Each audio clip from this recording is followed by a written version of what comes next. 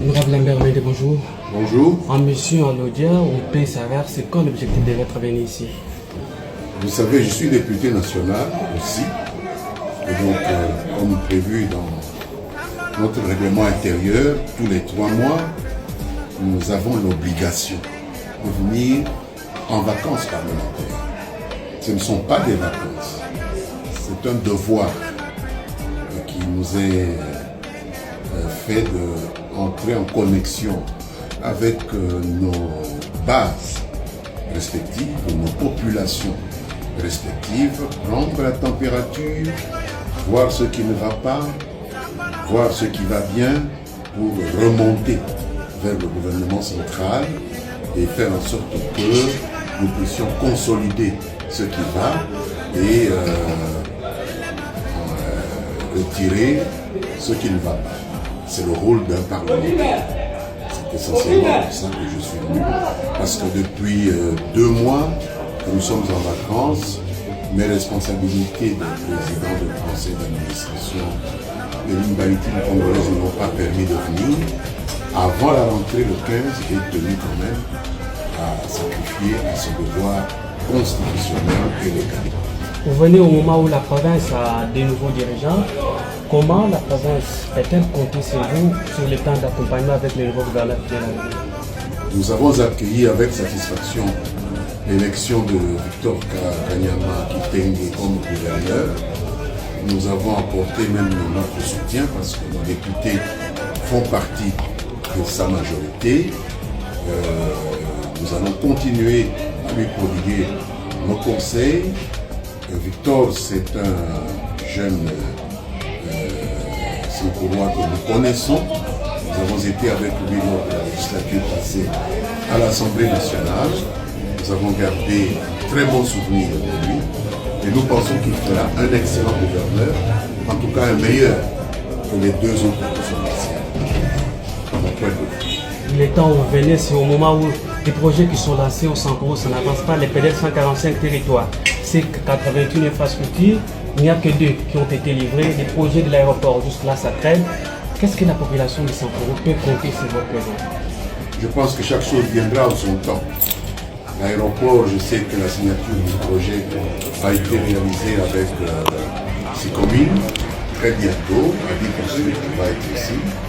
Donc ce sont des projets qui nécessitaient d'abord une étude de faisabilité. L'étude est terminée et donc dans peu de temps, les travaux d'asphaltage de l'aéroport vont commencer. Un peu de patience. Merci.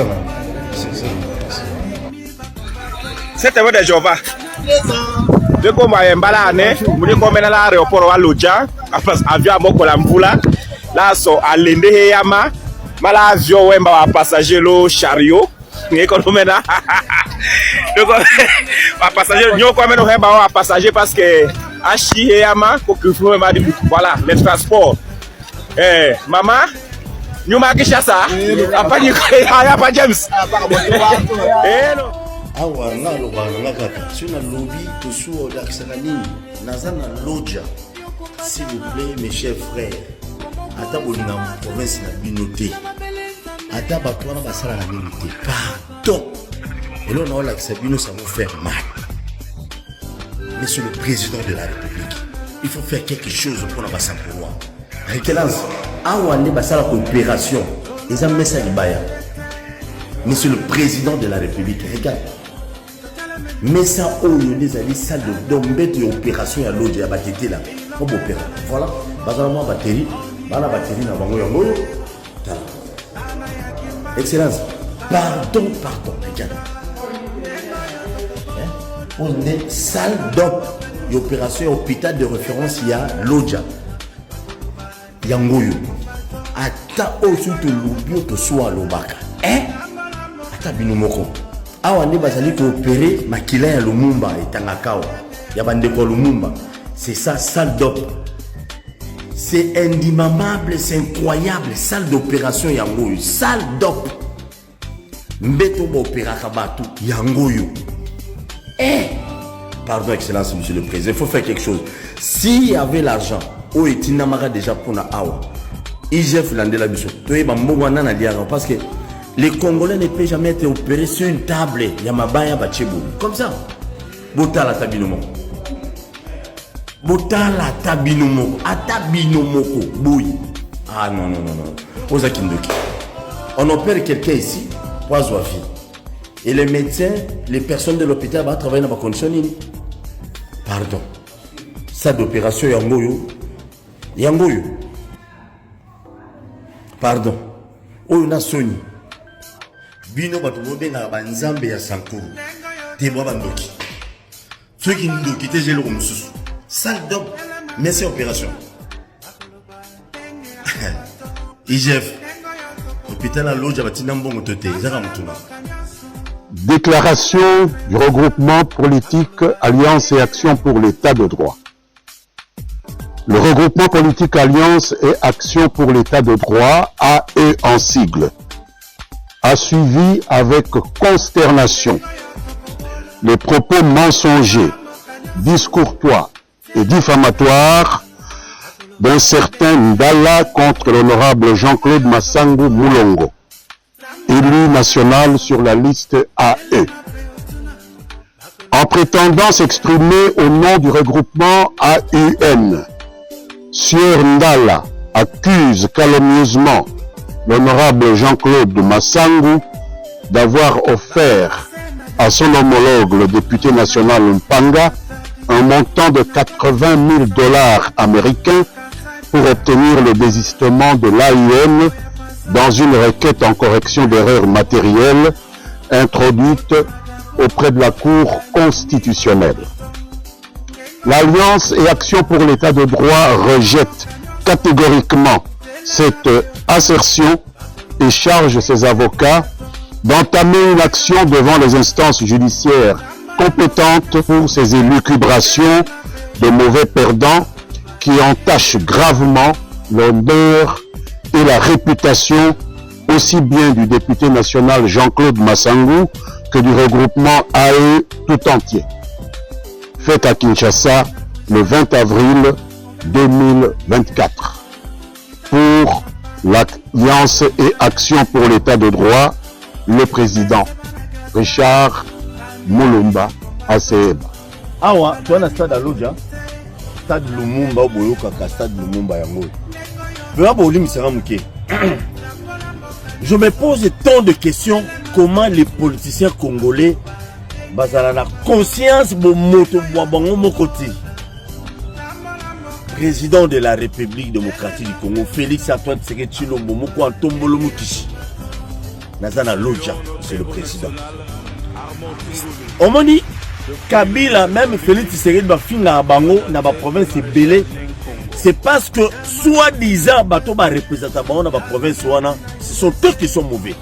On est passé la campagne à que ce soit pour Kabila à l'époque et que ce soit pour Félix Tshisekedi. Joseph Kabila en 2006, il a été voté à Wanalodja massivement et sérieusement par voter Mingi. Pour tout ce que va théâtre les années. Joseph Kabila a tala minor, on est à province à Lumumba. Barosa n'a pas passé na bango nyon sauf rien. Avandi à Lubino. Na l'autre wana côté ba voter Mingi. Il faut stade on est tout mana. Il faut na ba norme. Et ça stade moko je sais pas quoi dire. Babimisi 15 millions de dollars, il semblerait. 15 millions de dollars américains bima pour moderniser stade oyo. Banane baliambongo. Boyoka batata baloba français bien, vous voyez, na ba cravate on me dit pourquoi na tout le monde a bon na ba polo na TV teka na ba cravate baliambongo. Kulutu nangai je la lingeti. Et moi ça nangai passe kulutu nangai. Bozo salaka banquette na régime ya Tshisekedi mais il faut bozonga na banquette même na moment ya Kabila. Si Oyo Massi, Joseph Kabila a mis à 15 millions de dollars pour moderniser ce stade. Donc c'est-à-dire, les ambons à l'État, Kabila a mis à mon rapproche l'État qui n'a qu'à tête. Mais qu'est-ce qui ne va pas? J'ai la linguette grand frère. Kouloutou Nangaï, Nabin Aurora Bongo. Pardon, Bola de la dossier. Voilà les hommes et femmes, Oyo, Bazo Salake, la province est belle qui n'est pas parce que Bazali, la chef de l'État, parce qu'on a le téléphone, il semblerait 15 millions de dollars. Et bima pour moderniser. Et ça va n'engager aboué. Maître, bon, mon avocat, Juscelin Zoé, c'est là qui non, mais ma bête rabat l'indéni na terreau. Thérèse Maboulou, Liboulou. Et Maboulou, ma bakou, mais ma bête indéni. Mais un individu a eu 15 millions de dollars. Il semblerait Kabila a remercié Rabatou. Il a 15 millions de dollars pour avoir ce stade. Balia na bango mbongo. Balia na bango à l'aise na Kinshasa. Tukuta na bango, na bambouteillage, bazo appelé bassa cynique. Oh mbongo ikia. Monsieur le Président de la République, tous les politiciens ne vous pas Kabila, ne le faites pas confiance. Si vous avez confiance, on va mettre les Liboulou. C'est tout à Sankourou. Ah, on a la loge. Au stade de Lumumba. Tribune est en goin. Vous voyez tribune. C'est honteux que ça a confiance. Bengana bango basa opposition na bango ya Fouati. Comment il loge à monsieur le Président de la République? So tali vraiment taille moko vraiment. Na ba veste, na ba cravate, na ba français na bango. Est-ce que ça correspond na ba na stade na zana loja dossier à suivre. Monsieur le Président de la République, bato na ba mité mabe. Balinga côté. Image à ma bébé routika na loja tisenge da sala kelo côté. Oh que zo sala be fort belé. Boy bil solo. Bon moi ba sinistre moi bimara. Et bien 300 quelques $1000. Moutoua zora mbongo. Oui, bien, alors, ça là. À ce moment, coupe à plastique, un bassin plastique. Si il y a $20 000, si il y a mbongo, non, c'est que. Mon quoi tombe, il faut frapper dur. Batata, on a. Côté là, on a obélate. Aux juillet. Ma coffee. Mi yibi. Tala. Vous voyez, hein? Là, le bilan. 15 millions de dollars, il semblerait bima. Kabila Moutabimi, ça mbongo. Mais le lombongo qui a. Bon attendeur, au premier épisode. Deuxième épisode des années en temps, Bakumba Batou Balianga Mbongo.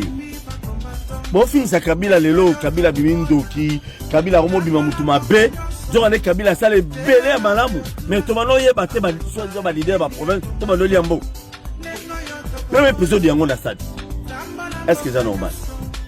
Papa, Mbongo a l'été, c'est à Batata la Binoté. Mbongo à l'État, ils ont pour tous les Congolais sans exception. C'est décevant comme ça. On a dans la partie, dans la partie Fouati.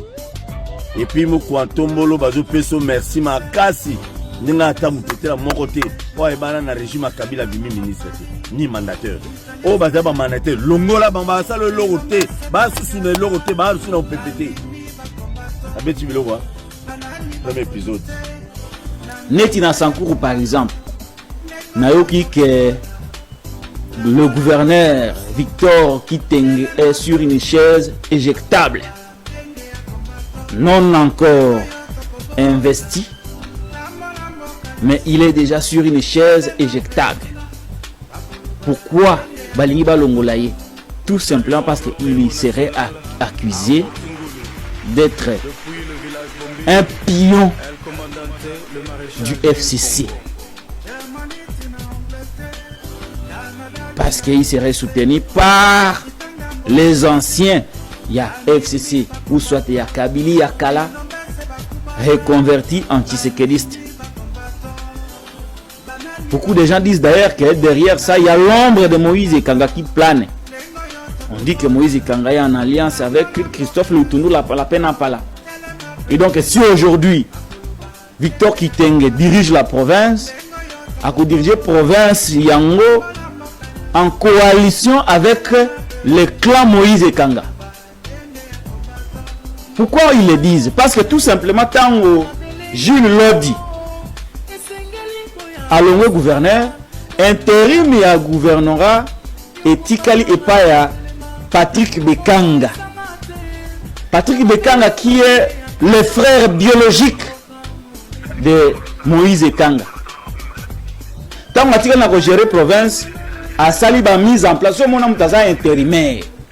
Mais quand ça la mise en place, la mise en place a nommé Banani, a nommé Bato CCI, a nommé Bato ADP à Christophe Lutundu la Pala Pena Pala. comment se fait-il que Moutoua FCC a vice-gouverneur, a commis gouverneur intérimaire, a géré province, mais n'a pas mise en place Oyasali en toute illégalité, a nommé Batouya CCU, n'a Batouya ADP, il y a Christophe Lutundula à Palapena Pala. Autrement dit, ceux qui Moutoua Christophe Lutundula à Palapena Pala commis gouverneur Lelo, à rendre en sincère, na Moïse Ekanga, peut-être qu'il aurait recommandé à son frère biologique Patrick Bekanga de nommer les gens de Lutundula ou les gens de CCU na ba poste na Katia province. Et aujourd'hui, l'UDPS est en train de perdre le contrôle de la province. Autrement dit, Soki Victor Kitenge a géré province, l'UDPS il faut bosser la province wana. Province wana écotique là toujours na label ya Joseph Kabila.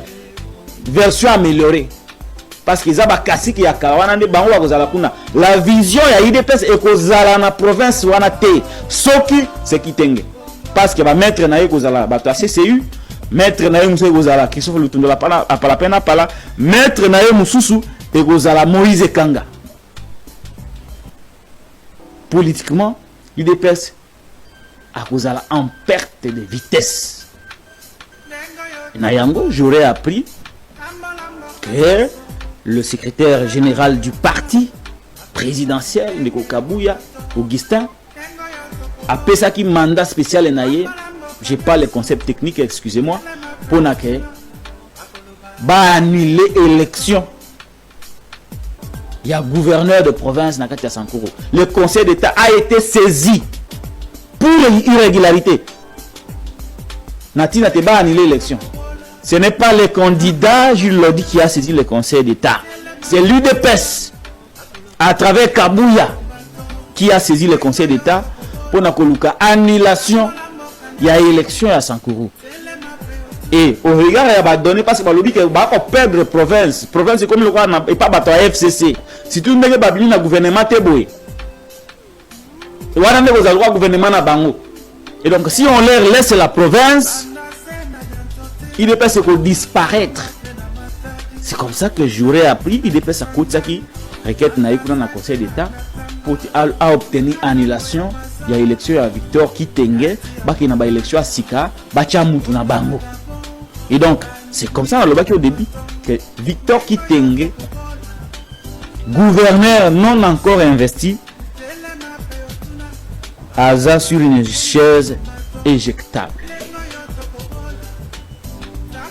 Donc, il y a une crise politique en gestation dans la province du Sanko. Tozongi la binoa na ba détail mususu.